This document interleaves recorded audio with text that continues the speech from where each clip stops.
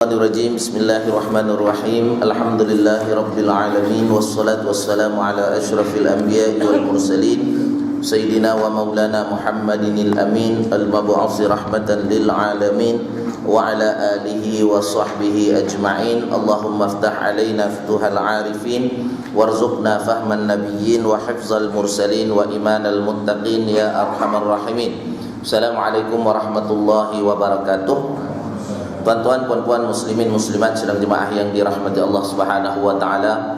Bersyukur kita kehadirat Allah, alhamdulillah, kerana Allah taala masih lagi memanjangkan usia kita, mempertemukan kita dalam halaqah ilmu pada pagi ini, halaqah taman-taman syurga. Moga-moga kita mendapat rahmat daripada Allah Subhanahu wa taala insya-Allah. Jadi hari ini kita sambung lagi perbincangan dan perbahasan kita. Ada tanda tak di buku ni? 102. Lalu apabila ada? Yang tu belum baca. Okey.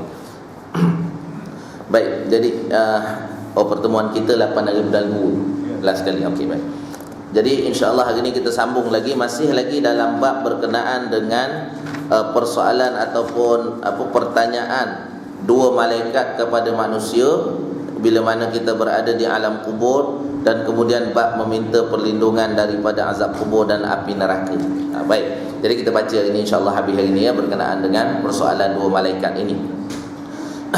Lalu dia kata di sini, lalu apabila ada yang bertanya, kenapa malaikat yang menanyakan di alam kubur tersebut disebut mungkar dan juga nakir? Hal itu kerana penciptaan mereka tidak sama dengan manusia, tidak sama dengan para malaikat, tidak sama dengan binatang, tidak sama dengan singa, tetapi penciptaan mereka lain. Tidak ada orang atau apa pun yang melihatnya. Akan tetapi kerana keutamaan Allah Subhanahu wa taala, Ia menciptakan kelemah lembutan dan rasa kasih sayang kepada orang mukmin. Mereka akan datang kepada mayat dengan bentuk yang sesuai dengan amal, ilmu dan iman si mayat tersebut. Okey, baik, itu yang pertama. Yang pertama, dia berkenaan dengan malaikat mungkar dan juga nakir, yang mana kalau orang tanya kenapa nama dia malaikat mungkar dan nakir, kita sebenarnya sebagai orang Islam tak payah nak fikir panjang lah. Itu nama yang telah pun diberikan oleh apa yang telah diterima pakai oleh kita ya dalam Islam. Kita terima sajalah seadanya. Dalam bab-bab yang tidak perlu kita masuk ke dalam tu tak payah nak diperbahaskan sedetail-detailnya ya, sebab kalau kita nak bahaskan detail-detail pun kita tak tahu. Sebab dah dikatakan di sini itu adalah kerana ketentuan penciptaan Allah Taala, dan tak ada siapa pun yang pernah tengok mungkar dan nakir ini. Ya, kalau ada orang yang pernah tengok mungkar dan nakir pun orang yang dah berada di alam kubur. Orang yang berada di alam kubur tak boleh nak balik semula ke dunia cerita. Okey, cuma orang yang telah mati, hari tu ada persoalan ya. Boleh tak orang mati dia bila dah mati dia balik semula ke dunia? Roh orang mati balik semula ke dunia, jumpa dengan orang yang masih hidup. Baik, kita dah jawab dulu rasanya bahawa orang yang telah mati dia telah berada di alam barzah. Alam barzah ni dinding pemisah antara alam akhirat ya, ni rumah persinggahan. Barzah tu alam rumah persinggahan. Rumah dia ada dinding dah, dia dah tak boleh nak pergi naik ke dunia lagi dah.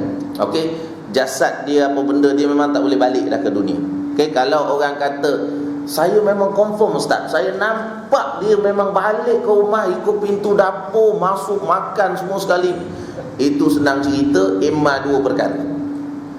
Satu, kod-kod dia benda hantu raya. Satu.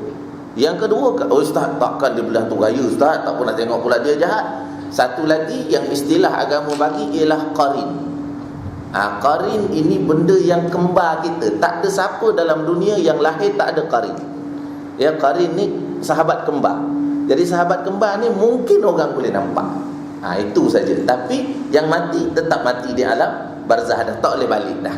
Tapi persoalan yang kedua ialah roh orang mati boleh tak datang jumpa roh orang hidup? Baik, yang ini kebanyakan ulama kata roh orang mati boleh naik ke dunia, jumpa orang yang masih hidup, tapi di alam mimpi saja. Boleh, tak boleh nafikan benda tu. Okey, mesti boleh jumpa. Makna mungkinlah diceritakan apa-apa tu wallahu a'lam. Tapi dia boleh balik tak boleh? Boleh balik. Kalau roh orang mati boleh jumpa, roh orang hidup boleh tak pergi jumpa roh orang mati? Yang diceritakan ialah roh orang mati pergi jumpa roh orang hidup, tu saja. Nampak? Roh orang hidup nak pergi jumpa roh orang mati, tunggu mati dulu lah. Nampak? Sebab roh dia akan berjalan bersama-sama dengan dia, menziarahi, saling menziarahi di antara satu sama lain bila mana mereka berada di alam barzah. Tapi jangan detail. Dia pergi tu ditanya, benda tak? Tak ada siapa, sebab aku belum jadi roh lagi. Belum berada di alam barzah tu lagi. Tapi sebab apa saya kata begitu? Kerana ada satu hadis Nabi SAW yang menyebut apabila kamu mengurus selenggarakan jenazah, bila kamu nak kapankan dia, perelokkan kain kapan kamu. Perelokkan kain kapan untuk jenazah itu. Sebab apa? Sebab mereka akan berbangga dengan kain kapan yang elok, yang molek yang kamu kapankan mereka itu. Itu yang Nabi SAW pesan. Sebab tu kalau kain kapan, elok-elokkan. Elok-elok tu bukan maksudnya mahal apa benda, tak payah dah. Tak payah dah. Cuma buatlah sekadar yang biasa. Tak ada masalah. Jangan nak melampau-lampau sangat, tak payah dah. Baik. Jadi itu maknanya perenggan yang pertama ni kita cerita. Kalau orang tanya tentang mungkar dan nakir, senang. Saya senang bawa aja. Maknanya kita beriman bahawa mungkar dan nakir itu adalah dua malaikat yang akan menanyakan kita bila mana kita berada di alam barzah. Itu saja. Semua orang kau kena tanya? Yes, semua orang yang akan ditanya oleh malaikat mungkar dan nakir ini. Yang di dalam perut binatang buas, ya, dia tetap akan ditanya walaupun dia tak masuk alam barzah. Sebab alam barzah, alam gaib, jangan fikir logik akal. Itu saja. Sebab ulama kata siapa-siapa pun yang telah terpisah rohnya daripada jasad dia, maka dia akan berada di alam barzah. Dia akan tetap ditanya oleh malaikat mungkar dan nakir, walaupun mereka ini mati dalam keadaan mati di mamah binatang buas, hancur. Jatuh kapal terbang, hancur. Jatuh kapal terbang, hilang, tak tahu dikesal, tenggelam dalam kapal laut semua sekali. Tetap mereka akan berdepan dengan mungkar dan juga nakir. Mesti soal jawab semua tu berlaku. Baik. Jadi itu perkara yang pertama. Maknanya kita beriman bahawa mungkar dan nakir itu tetap akan datang kepada setiap makhluk yang mati dan yang telah meninggalkan dunia ini, apa hal keadaan jasad mereka sekalipun. Jadi tak perlu dah fikir-fikir lagi dah. Binatang buas, tak payah dah, kita dah jelaskan secara umum hal ini. Baik. Yang kedua, tengok ya. Lalu apabila ada yang bertanya, dia kata di sini mereka akan datang kepada mayat dalam bentuk sesuai dengan amal, ilmu dan iman mayat tersebut. Maksudnya kalau mungkar dan nakir ini datang kepada orang beriman, dia akan datang dengan seperti mana malaikatul maut. Dia akan datang dalam keadaan yang sangat-sangat wangi, bau elok dan seumpamanya. Kalau orang tu memang orang buruk perangai dia, maka dia akan datang dalam keadaan yang sangat menakutkan. Kalau tak silap saya, dalam buku kita juga disebut bahawa matanya biru. Yalah, dunia kalau mata biru comel memang mata biru lah. Orang contact lens semua nak biru belaka. Tapi ini cerita biru di alam barzah ni lain. Badan dia hitam, suara dia macam guruk. Dia katakan begitu. Bayangkanlah kalau suara macam guruk, kubur besar mana sangat. Kalau macam guruh tu punya suara, ya Rabbi lah, dan keadaan tu bergemanya macam mana, itu kita tak dapat nak bayangkan lah. Cuma dia kata datang sesuai dengan amal, ilmu dan iman semayat. Sebab itu kalau kita ingat, pernah Imam Asy-Syafi'i, kita mazhab kita di Malaysia ni, kalau akidahnya ialah akidah ahli sunnah wal jamaah, ikut jalan Asy'ariyah. Satu. Kalau mazhab fiqhnya fiqh Imam Syafi'i. Kalau setengah-setengah negeri, rasanya Selangor tak ada. Dia ada setengah-setengah negeri, macam contoh Negeri Sembilan. Dia ada sebut satu lagi. Kalau tarekat, kita ikut tarekat Junaid Al-Baghdadi. Dia ada aliran dia, akidah ikut ni, fiqh ikut ni, tasawuf ikut sini. Tapi kebiasaannya negeri-negeri lain dia akan sebut dua saja, iaitu berkenaan dengan akidah ikut ahli sunnah wal jamaah, ikut jalan Asy'ariyah Imam Abu Hasanul Asy'ari, dan jalan fiqhnya kita ikut fiqh mazhab Imam Syafi'i. Senang, itu kita nak sebut senang. Baik. Jadi Imam Syafi'i dia sebut apa berkenaan dengan amal ni, dia kata lebih kurang beginilah maksud Imam Syafi'i itu. Saya nak ringkaskan saja. Dia kata Bila kita hidup atas dunia ni, ini saya ringkaskan kata-kata Imam Syafi'i itu. Bila kita hidup di atas dunia ni, kita ada kekasih, ada teman kita. Bila hidup atas dunia ada teman kita. Tetapi Imam Syafi'i kata, teman yang kita ada atas dunia ni, dia takkan sanggup menemani kita sampai ke liang lahat. Memang tak sanggup. Saya dah sebut dulu, kalau kita ada isteri yang mengasihi kita, suami yang mengasihi kita, apabila kita mati, dia duduk di tepi kubur dia takkan nak, tak apalah, dia kata saya menemani isteri saya 40 hari dalam kubur, saya duduk, tapi tolong jangan kambuh, tutup dengan kayu je lah, dia kata. Kalau kambuh matilah kan, duduk. Tak ada. Sayang tara mana pun tak ada. Nampak? Isteri yang menyayangi suaminya sehebat mana sekalipun, dia akan, kalau suaminya ditanam pada pukul 4 petang, orang semua balik kan, dia akan sanggup tunggu dekat situ sampai pukul 5, 5.30 je. Dia menangis semua sampai 5.30 je. Okey. Jadi kalau dah mula masuk malam, sikit nak maghrib dan sikit tu, orang azan je, anjing pun dia pun takut juga, dia balik juga. Tinggalkan kita di alam kubur tu, dia takkan tunggu dah situ. Nampak? Dia takut juga, dia balik juga. Jadi Imam Syafi'i kata, setiap kita atas dunia ni ada teman kita. Kita kasihkan dia, kita sayangkan dia. Tetapi setiap teman kita itu tidak akan sanggup menemani kita sampai ke liang lahat. Jadi Imam Syafi'i kata, aku memikirkan apakah kekasih yang akan menemani aku sampai aku masuk dalam kubur. Lalu Imam Syafi'i kata, amal sahaja yang akan menemani aku sampai ke alam kubur. Lantaran itu aku menjadikan amal soleh itu sebagai kekasih aku, sebab aku tahu dialah yang akan masuk bersama-sama dengan aku ke alam kubur. Itu benda yang Imam Syafi'i sebut. Amal soleh ni buatlah, buat sebaik mungkin. Cuma dalam buat bab amal soleh ni, memang dia ada garis panduan. Amal soleh, setiap amal kebaikan yang kita buat, kita hendak amal kita diterima oleh Allah Subhanahu Wa Taala, tapi dia ada garis panduan. Nanti kita sebut. Cuma saya nak bacakan tak habis pula. Baik.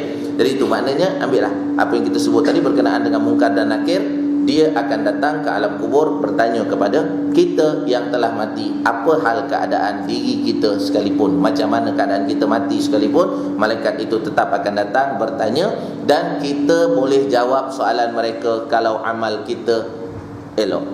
Kalau amal tak elok, habis tak boleh jawab lagi dah. Cuma ulama kata berdasar hadis Nabi SAW, setiap orang yang masuk ke alam kubur, bila letak je di alam kubur tu, okey, beberapa tapak kita meninggalkan dia, orang dalam kubur tu dia dah tahu dah dia ahli neraka ataupun ahli syurga. Orang dalam kubur tu dia tahu dah. Kita atas dunia tak tahu. Okey, cuma kita berbaik sangka, kita berbaik sangka apabila orang itu mati dalam keadaan baik, mati dalam keadaan boleh mengucapkan kalimah la ilaha illallah, maka dia mati dalam keadaan beriman, maka dia keadaan baiklah.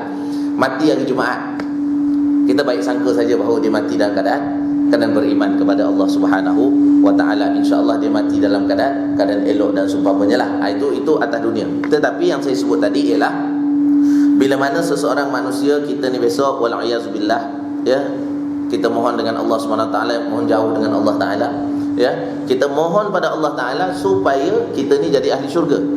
Tapi saya sebut tadi bahawa setiap orang yang diletakkan di alam kubur, dia dah tahu sama ada dia ahli syurga atau ahli neraka. Kenapa? Sebab Nabi SAW sebut, bila mana seseorang itu diletakkan di alam kubur, soalan yang pertama akan ditanya di antaranya ialah solat. Kalau solat tu tak lepas, maka gelap masa depan dia. Bermakna, kalau soalan dalam kubur tak boleh jawab, ke depan lagi lebih teruk lagi. Itu kalau persoalan awal dalam kubur dia boleh jawab, masa depan dia sangat cerah. Itu jadi orang dalam kubur dia dah tahu dah. Jadi nak balik ke dunia tak boleh lagi dah. Minta kepada Allah Taala balik ke dunia tak boleh dah. Sebab tu saya sebut dulu kan, mintalah dengan Allah Taala masa kita hidup di atas dunia ini, sebab Allah Taala takkan tolak permohonan kita kecuali permohonan tu benda tak elok. Okey, Allah Taala takkan tolak, kecuali satu ketika Allah Taala tak akan terima permohonan kita bila nyawa sampai kat sini dah.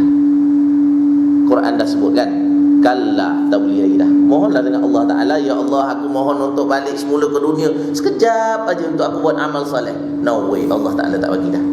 Tapi waktu aku bagi kepada kau 70, 80 tahun itu, mohonlah, mintalah apa yang kau nak, nak minta sekalipun tak ada masalah. Baik, tengok ya.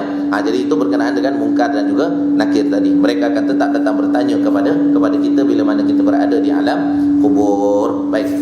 Kemudian, lalu apabila ada yang bertanya, bagaimanakah dua malaikat ini bertanya kepada semua orang yang mati di segala penjuru dalam waktu yang sama? Maka jawapannya adalah Allah Ta'ala menciptakan kedua-duanya dengan badan yang sangat besar, seperti malaikatul maut yang dunia ini baginya hanya sebesar pinggan untuk makan. Apabila ia berbicara, malaikatul maut apabila dia berbicara, maka kata-katanya akan sampai kepada setiap orang yang mati di seluruh penjuru dunia. Maka dapatlah dibayangkan bahawa perkataannya mencakupi soal azab atau nikmat, akan tetapi bergantung kepada masing-masing orang yang manakah yang masuk ke dalam telinganya, apakah azab atau nikmat sesuai dengan keadaannya. Maksudnya dekat sini dia kata malaikat orang bertanya. Okey, orang bertanya, bagaimanakah malaikatul maut boleh mencabut, sebab kita tahu kan, bagaimanakah malaikatul maut boleh mencabut nyawa orang dalam waktu yang sama. Mati kat England, mati dekat India, mati kat Perancis, mati kat Malaysia dalam waktu yang sama. Nampak? Dia sebenarnya ada dua jawapan. Yang pertama, semua jawapan ada dalam buku kita ni, Imam Qurtubi jelaskan. Ya, baik. Pertama dijawab dekat sini apa? Sebab malaikatul maut itu sangat besar badannya, sangat besar tubuhnya. Dijadikan oleh Allah Subhanahu wa taala. Tubuh badannya tubuh badan besar dia ialah dunia ini seumpama pinggan saja bagi diri dia. Jadi bayangkan kita, kalau kita berdiri tu, ni bayangkan besar ni aja. Nak umpama je lah, besar ni. Jadi inilah dunia sebenarnya. Jadi kalau dia dah besar ni, katakanlah besar saya, dia ambil pinggan besar ni je, orang dalam tu lagilah halus dia. Jadi dia boleh ambil satu dalam waktu yang sama je. Nampak? Itu jawapan yang pertama. Tetapi jawapan yang kedua pernah dijawab di sini juga dulu, bahawa satu, kerana malaikatul maut sangat besar, sangat besar. Yang kedua, kerana apa? Kerana malaikatul maut itu ada pembantu-pembantunya. Pembantu-pembantu itulah yang akan mencabut nyawa orang-orang yang berada dekat atas muka bumi Allah Subhanahu wa taala ini. Cuma kadang-kadang orang tanya kan, ustaz, ada tak petanda-petanda orang kita nak mati dah 40 hari sebelum ke, 50 hari sebelum ke? Petanda-petanda umum tu ada, petanda khusus orang tu nak mati dah. Kadang-kadang ialah orang Melayu kita, dia mudah sangat menyandarkan kepada benda-benda pelik. Nampak? Tiba je hari ni duduk je, besok mati seorang di antara kita. Mati seorang. Lepas tu mulalah dia akan ada cerita-cerita lah. Oh, padahal 2 hari lepasnya apa je. Nampak? Itu orang Melayu punya trend. Biasa dah gitu kan, duduk diam je. Selama ni makan banyak, hari tu minum air teko je. Dah dia kenyang, tak makan lah. Nampak? Bukan masalah apa pun, tapi itu mudah sangat orang kita dia menyandarkan kepada benda-benda yang berlaku di sekeliling dia. Nampak? Itu semuanya adalah ketentuan dan ketetapan Allah Subhanahu wa taala saja. Kalau kita baca dalam kitab Jawi Lama, disebut macam mana? Disebut dekat alam gaib kita ni, dia ada pokok. Setiap pokok tu ada daun-daun, pada daun-daun tu ada tulis nama kita. Okey, jadi malaikat tahu kita ni nak mati bila daun nama kita gugur. Najmuddin gugur, mati dah. Nampak dia gugur daun tu. Tapi itu dalam kitab Jawi Lama. Kita hormatkan penulis kitab Jawi Lama, tok guru kita tu. Kita terima je cerita tu. Tetapi bila seorang mati, Quran dah sebut dengan jelas. Tak ada siapa yang tahu. Tak ada siapa yang tahu bila dia mati, kat mana dia mati, bila dia mati. Tak ada siapa yang tahu. Jadi itu sebab tu kita sebut dah dulu kan. Kalaulah kita ni takdir kat Allah Ta'ala sekarang ni duduk di sini, kita ni orang hebat dekat sini, lepas tu kita pun minta baik dengan surau, aku ni rasa tak lama dah, sebab aku ni umur 60 dah. Sebab Nabi kata umat aku umur dia 60-70 je. Jadi rasanya tak lama dah nak mati ni. Jadi tanah kubur pun tak berapa nak cukup. Jadi aku book dulu, tolong gali dulu untuk aku. Dia tak mati lagi, tapi dia book suruh gali dulu. Hukum dia makruh, sebab menyusahkan orang lain. Menyusahkan orang lain. Jadi kalau dia book gali kubur, nampak, gali untuk dia, tiba-tiba orang lain mati, boleh tak orang lain letak situ? Tak je situ. Sebab ini untuk aku, kau tak mati lagi. Nanti kalau kau mati nak letak mana? Orang hidup akan urus. Kau dah mati, diam-diam saja. Jangan sibuk-sibuk dah. Orang hidup tahulah nak buat macam mana kan, nak cari kat mana. Kalau bukan Sungai Sering tak ada tanah kubur, dia pergi kampang sana. Ampang tak ada, nilai ada boleh pergi. Tak payah pun kan. Bumi Allah Ta'ala belaka kan, bumi Allah Ta'ala belaka, tak ada masalah tuan-tuan ya. Baik. Kalau orang payah-payah biasa tak cukup kubur, dia akan jadi macam Mesir lah kan. Mesir tanah dan laci dan laci dia cukup satu tempoh masa, laci tu akan dibuka balik, dia keluarkan balik apa tu, rangka-rangka tu semua akan diletakkan ditanam satu tempat yang memang dah khusus, tanam kat sana rangka-rangka tu semua. Lepas tu kat laci tu kosong, ada orang mati lain besok, letak dalam laci tu pula. Dalam tempoh masa 5-6 tahun keluarkan balik. Lebih kurang begitu pula ya. Tu keadaan kalau negara-negara yang dah tak cukup. Tapi dekat Malaysia pun dah mula nak buat cara macam tu ya, kubur bertingkat tu. Sebab mungkin tanah tak cukup, wallahu a'lam tuan-tuan ya. Yalah memang tak cukup pun tanah, orang buat tanah gila harta belaka. Buat bangunan, buat apa benda tak fikir mati belaka. Tapi tak apalah ya, tak apalah. Itu ialah kalau tak ada rumah payah pula kan, duduk atas pokok kata orang putih pula kan. Dan ialah, tapi wallahu alam lah, kita tak tahu nak macam, sebab akhir zaman dah ni kan, akhir zaman. Baik, jadi apa yang kita sebut tadi, perkara yang kedua ialah kalau orang tanya macam mana malaikat itu boleh cabut nyawa orang yang sama, boleh cabut nyawa manusia dalam waktu yang sama di segenap penjuru dunia. Kerana jawapan di sini dikatakan oleh Imam Al-Qurtubi kerana besarnya tubuh badan malaikatul maut itu. Dan jawapan yang kedua kita berikan apa, malaikatul maut ini yang kita biasa dengan namanya Israel itu, saya dah sebut dah dulu bahawa Israel ini tidak ada namanya di dalam mana-mana hadis, kita je sebut. Tapi kalau kita nak sebut salah ke tak salah, pakailah nama Israel, itu tak ada masalah. Sebab yang disebut dalam Quran dan hadis cuma malaikatul maut saja. Okey, nama Israel itu kita yang bagi. Tapi tak salah tuan-tuan. Tak salah. Saya tak kira ustaz, saya nak sebut juga Israel. Ustaz kata tak ada ke lantak pergi. Tak ada masalah, tak menjejaskan akidah pun. Nampak? Macam kita nak bergaduh-gaduh tak guna. Nampak? Benda-benda Allahumma salli ala Muhammad. Saya semayang tadi kan, jadi imam tadi kan, saya baca qul a'udzu birabbil